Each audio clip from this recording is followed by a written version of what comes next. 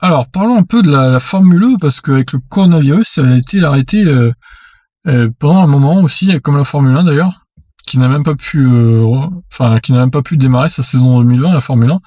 La Formule E, elle peut faire 5 courses avant que on soit en confinement, donc là, ils vont bientôt reprendre au mois d'août, et ils vont faire toutes les courses qui restent à Berlin, sur l'aéroport. Et ils vont faire, donc ils disent 6 courses en 9 jours pour conclure la saison, entre le 5 et le 13 août à Berlin. Donc sur l'ancien aéroport, ils vont faire plusieurs circuits. Enfin, ils vont rester sur l'aéroport si vous voulez, mais ils vont faire plusieurs tracés sur un même terrain, quoi. L'aérodrome allemand accueillera 3 doubles meetings de rang d'affilée les 5, 6, 8, 9 et 12 et 13 août. À chaque double course, le tracé sera modifié afin de donner plus d'intérêt aux courses. De quoi porter à 11 manches le nombre de courses disputées lors de la saison 2019-2020. Voilà, donc ça va être un peu une saison au rabais quand même, déjà que la Formule 1 ne compte pas beaucoup de courses.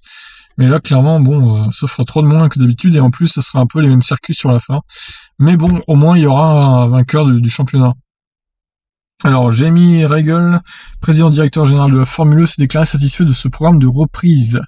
Depuis que nous avons pris des mesures pour suspendre notre saison en mars, nous avons mis l'accent sur un calendrier révisé qui place la santé et la sécurité au premier plan, permet de maintenir des courses en ville et offre une conclusion passionnante à la saison que nous avions vue jusqu'à présent.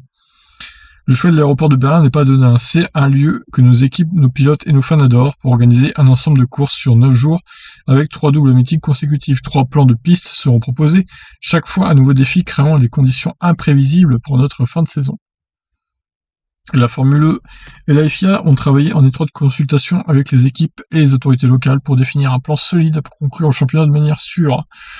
Pour atténuer les risques, la Formule E met en œuvre des mesures de sécurité strictes, notamment la course à huis clos avec uniquement du personnel essentiel et des concurrents se rendant à l'événement. Donc il y aura un maximum de 1000 personnes sur le site à tout moment, y compris des fournisseurs locaux et des équipes médicales. Chaque équipe de Formule 1 a maintenant 20 personnes.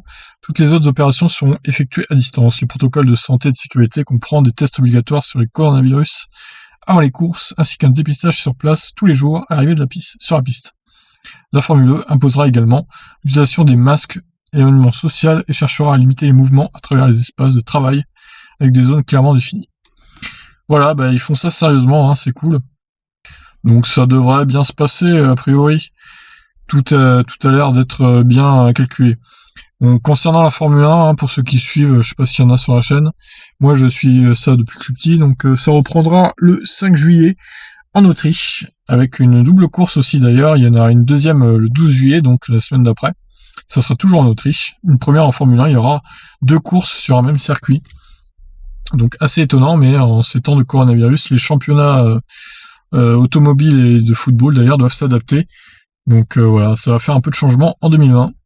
Voilà pour la page Formule E. Donc, pour résumer, le championnat reprend le 5 août jusqu'au 13 août. Donc ils vont faire 6 courses sur un même circuit avec des tracés différents.